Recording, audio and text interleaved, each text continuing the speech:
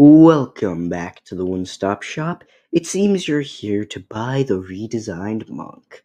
Sorry to say, but if you don't have visuals, maybe you do. It seems we're out of stock then. But if you have visuals, then you'll probably find within the description of this video the redesigned monk and its entirety, hopefully. I don't know.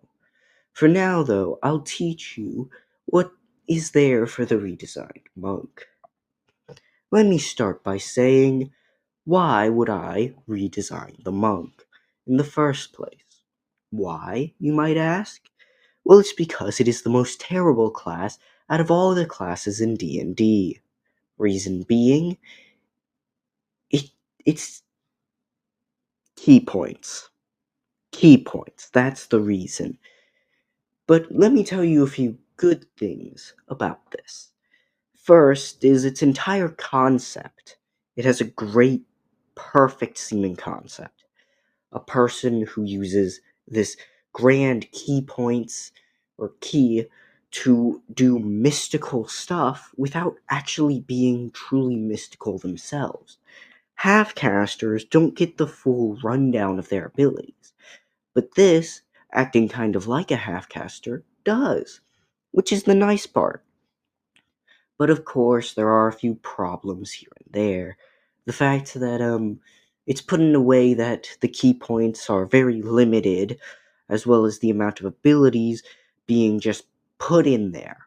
There's so many abilities in 5e. Oh gosh, I might just take D&D 1 because of just how many abilities there are in 5e. I haven't even looked at D&D 1 though, so unsure if there's even more abilities, but I know for a fact it's pretty trash. Either way, on top of that, the scaling. Like, it becomes a good class when you get to level 20. So, yeah, that's the reasons why I want to fix the class and most likely redesign it. The reason why the entire visuals can't get the thing out kind of stuff happened is because I want to get the video out before D&D 1 comes out, but on top of that, there's so much I need to do. I need to create the visuals for this, like the animation stuff, as well as basically everything there is to an entire class, which I sadly did not do. Instead, I only did most of the basic stuff, like the class basics, as well as this new ability system and all the fixes I wanted to do. I couldn't get to the subclasses or the sub abilities, like stuff that's there, but it's not as important as the base stuff. So, anyways, let's get into said base stuff. To fix the key point problem, I gave them the ability Power of Key at level 2. At level 2, they gain key points, which you're probably wondering, isn't that the exact same thing as 5e? Yes, it is. But, compared to the monk, this is a resetting loop. Why resetting? Why not gaining or otherwise? If it just gained it, then it would start to grow and grow beyond capacity after an hour. So, yeah. And if I set a capacity that recharges really fast, that isn't really that fun, is it? And on top of that, that's basically the same thing. It's a recharging capacity, but now there's another thing called chakra points, which give more key points, and that would become less useful because if it just recharged them, it feels less controlled, less interesting in a way. I just think it resetting is an entirely new concept that I think D&D should use.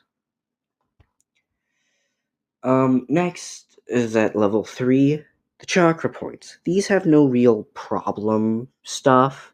Oh yeah, and at level 1 they gain Red Fist, which just acts as a control of your amount of damage you do for fist, which is pretty neat that it goes to a level 12 dice at level uh, higher levels. Level 20 it's 2d12. I think it just gives some love to an extra dice, You'll probably not get to that point, but you can hope. At least it's there.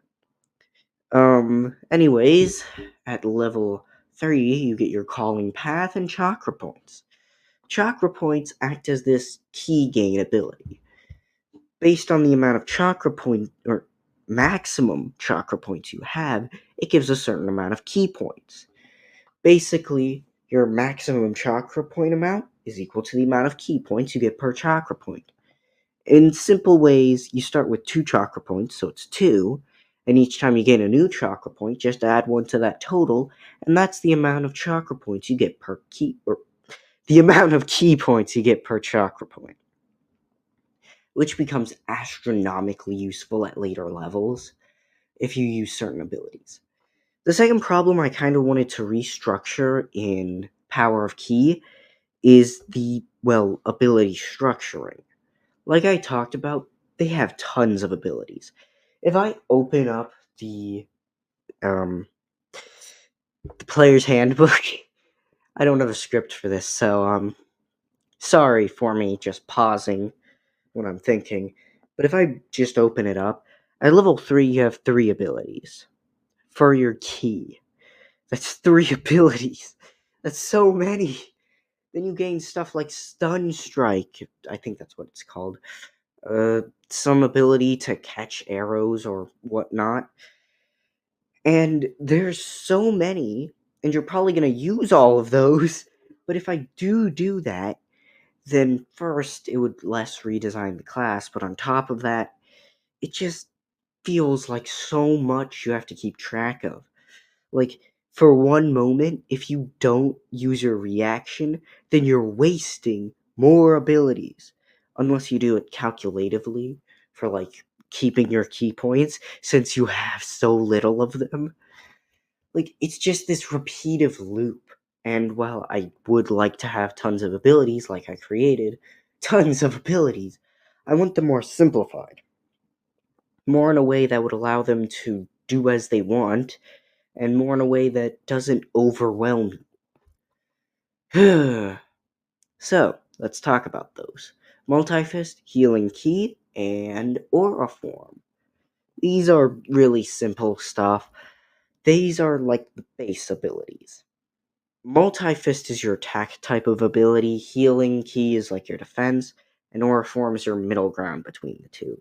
I'm not going to get too deep into how they function, but to put it simply, Multi-Fist allows you to attack multiple times, allows you to attack using other stuff like your reaction and whatnot. This is like the only thing that doesn't have mostly free actions. And funnily enough, all the base abilities have a level 11 ability, which is like their ultimate power. For Multi-Fist, that is 1,000 fists, which allows you to attack 6 times and is repeatable. It comes after Hexatuple Strike. Yes, Hexatuple Strike, which allows you to attack 5 times. But this means if you ultimize this line, then that's 6 attacks. At your max level, or base max level, you get 4 key points. That's 24. And by the level you gain this, you would have. Hmm, uh, 3 key points, which means that would be around, 18 attacks per turn. And at that level, a single attack is a d10, so that would be 18 d10s. If your DM wants, you can make it so each attack doesn't have their own d20, or just each set of attacks, so you only have to roll 3 or just nothing, or just 1, sorry. Yeah, you can just see how overpowered that is. Anyways, Multi-Strike, also at level 10, they gain this effect thing. So at level 10 High Fist, for 0 key points, meaning all attacks have this, You can basically just include extra 2 effects for each attack. This could be like the ability to heal, or maybe just strengthening the attack further so you just deal a good ton of damage to your opponent. This could have different abilities based on your subclass, which is kind of the interesting thing about the base 3. They gain more per your subclass, which makes them really hard to keep track of sometimes, but sometimes you won't even get to level 10, and other times you might not even want a level 10 ability. Level 10 abilities act as you've gone so far in this path that now I'm rewarding you by gaining 2 different abilities of a different path. Isn't that kind of cool? I think it's kind of cool. But yeah, pretty simple stuff. And at level 11, that's the point where you can't get 2 level 10 abilities and turn you're stuck in a way, kind of. And that's kind of the true cost for something super powerful, like being able to attack an extra one time. Don't worry, it's overpowered. And that's the basic. Your level 20 ability, including that, you would be able to attack 5 times at max, which, yeah, that's 30 attacks. I think I'd like that a bit more than what some other paths could give me. And that is an extra 5 attacks. So, yeah, kind of nice. Anyways, Healing Key, level 10, Reformation. Gain 2 abilities of your choice, and you get to apply them. Strengthen your fists so they deal more, or strengthen yourself to add more AC. It's something simple like that. Then there's their level 11 ability, uses up all the ki you have at that moment, which does not include 1 or 0, and then just go back to full HP. Basically immortality unless you get one shot, which I think is pretty neat. Like, come on. Not getting one shot, or having to either get one shot or no shot, that's pretty neat. Though it does come at a grand cost, and this is where chakra points really shine with this, because, well, I just used it all up, so now I can just take a chakra point and use any other abilities I have. It's so simple, so useful. Anyways, Aura Form. Aura Form's level 10 ability is Living Aura, which allows your aura to take the abilities of your other stuff. So for the other bases, it allows you to heal yourself, or your aura to heal you, and allows you to fist a guy with an aura fist. Not a fist covered in aura. Nope, a fist made of aura. That just goes to show how weak your enemies can be if they lose to a fist just made out of your pure energy. Anyways, Grand Aura. Grand Aura costs 2 ki points, which is pretty pretty much a good sum of aura, or a good sum of ki points, seeing as base 4, so that's around half your ki points for a single ability, but it does stack, and at best that stacks with 2 other abilities or 3 other abilities, which is the nice part. Anyways, your fist now deals 3d8, which is a good sum. Like, I think that is kind of better. 3d8 at a basic amount would be 15. 2d12 at a basic amount would be 14. Yeah, that's that's higher by 1. But yeah, and heck, that's for all levels, which is the nice part. On top of that, you gain 40-10 temporary hit points, which is nice. When the 40-10 temporary hit points are lost, though, it deactivates the ability.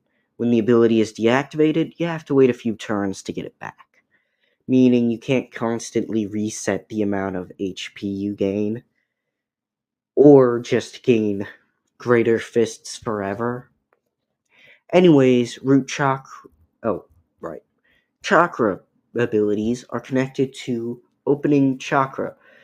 Something I like to do is make it so all your actual abilities are between the first 10 levels, which most of them are, not including level 4 and level 8.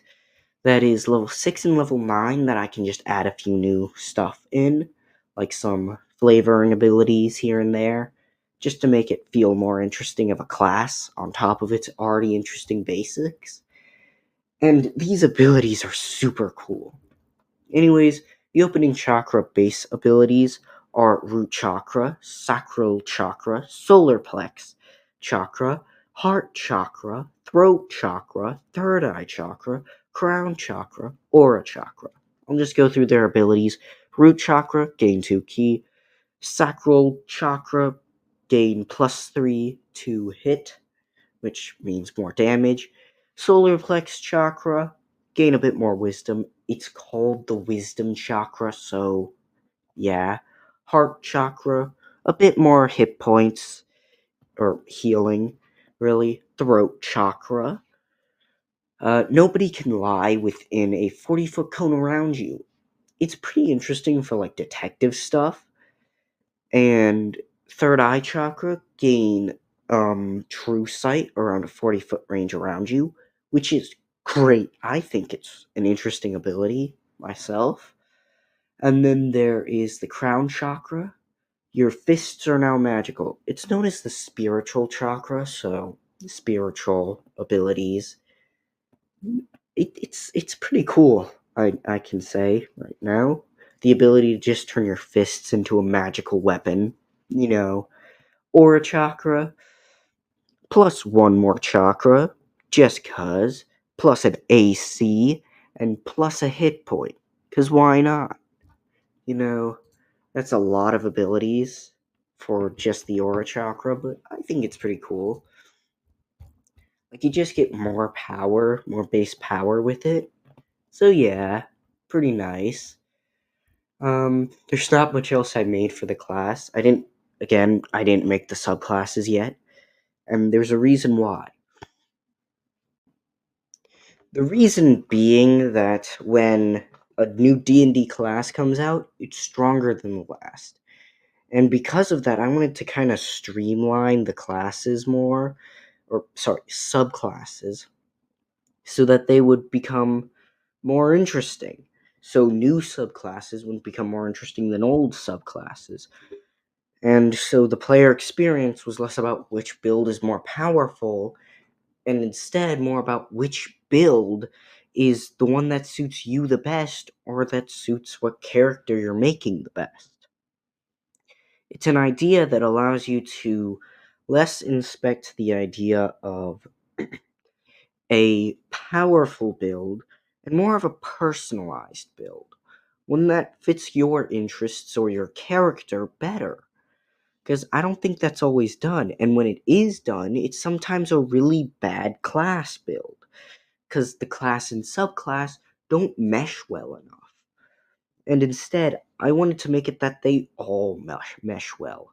There's just some builds that are just power based, and other ones that are more story based, and both are fine, but one is more personalized to you and your character, and the other is just power. So yeah, I wanted to personalize the builds. Anyways, the subclasses are really simple. They are Path of the Elements based on the Path of Four Elements, Path of the Blade based on the Kensai Monk, that Path of the Kensai Monk, I think. I definitely butchered the name. And then Path of Hate, that's more personalized to my own preferences, but yeah. I wanted to make it that each had two lines, and this is actually the reason why I couldn't really build them, because it's kind of hard to do so when there's so much to make. I needed two new paths. Each path had to have at least 10 abilities within it, and because of that, that would be, I think, 60 abilities in total for even just these three. So yeah, big problem there. Anyways, I wanted to make it that their chakras were also different. This one I can even just tell you right now what some of them would be. So for the path of element, or yeah, path of elements, it would be the crown chakra and the aura chakra.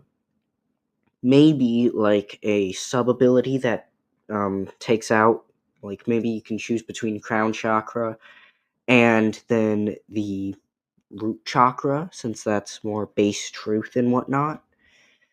And then there is path of the blade, which is more based in the sacral chakra.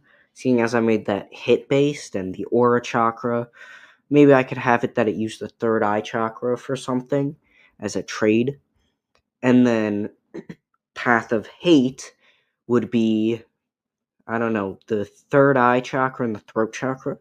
I wanted to make it the throat chakra was like where you were just telling lies and whatnot, which is less connected than the third eye chakra, which would be the blinding chakra. Pretty interesting, right? They would take away from the actual chakra and make them more your form of it, you know, make it more interesting, stuff like that. But I don't really know what their abilities would be right this second, but I was thinking for the elemental chakra, for like the crown chakra, would make it that its abilities, the specific lineups that you'd have would become usable, and you'd gain tons of ki for them. Like let's say like 4 ki, 5 ki, and it doesn't go away. It stays there until you use it all up or the amount of turns ends. And the turn-based thing where I made it that the opening chakra ability uses an amount of time. I'm unsure how that time will work and whatnot, but I'll get to that eventually as well. Then there's like the hmm, then there's the aura chakra, which would do the same magicalizing your fists as well as applying your specific element to them, deal more elemental damage and whatnot. And there's the yeah then there's the blade path of the blade. Aura chakra would have like the ability to turn your fist attacks into blade attacks, and your solar plex would allow you to use more slashing attacks. Like say, each time you slash, you get to do another slash, or each time you fist, you get to do a slash, kind of thing. Then there is the um hate hate subclass, which I think would be like the third eye, kind of like a rage ability. You wouldn't know what you're hitting, but when you do hit them, it's going to deal tons of damage. I think it's kind of nice build there. There's so much to it, but yeah. Again, I'm just trying to get this video out right now, and so if you don't see visuals, that's why. But if you do, good for you. Oh yeah, and I'm gonna be doing this for all classes because I have beef with all of them. Because there's no class, not a single class, without some problem. And I think that's pretty normal, but yeah. So yeah. Come again. Buy some other stuff from my YouTube store. uh yeah. I'm just doing this for a bit. It is called the One Stop Shop for a reason. I'm doing this new thing with animations and whatnot. So yeah, that's a thing. Bye. Come again.